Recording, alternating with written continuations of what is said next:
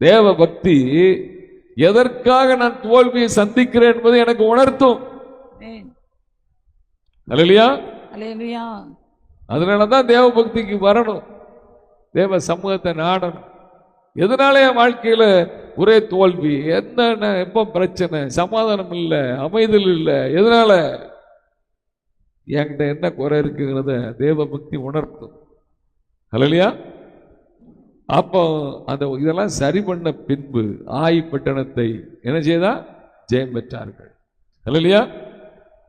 பென்யமீன் கோத்திரத்துக்கு எதிராக இஸ்ரவேல் கோத்திரங்கள் எல்லாம் சேர்ந்து நிற்கி. 12 கோத்திரத்தில் 11 கோத்திரம் ஒரு கோத்திரத்துக்கு எதிராக நின்றார்கள். அப்பவும் யுத்தத்துக்கு போகும்போது கர்த்தர் தான் போக சொல்றாரு, யார் முந்தி போகட்டும், யூதா போகட்டும்.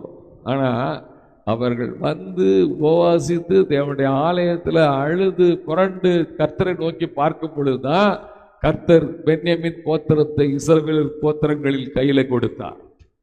அல்லேலூயா. தேவ பக்தி தோல்வியில் இருந்து எனக்கு ஜெயத்தை தரும். தேவ பக்தி எதனால் எனக்கு தோல்வி என்பதை எனக்கு உணர்த்தும். அல்லேலூயா. அதனாலதான் நீங்க ஜெபம் பண்ணுங்க, தேவ சமூகத்தில் அமர்ந்துருங்க. நீங்க பாட்டில் பேசிக்கிட்டே இருக்காதீங்க, அவர் சமூகத்தில் அமர்ந்துருங்கள்.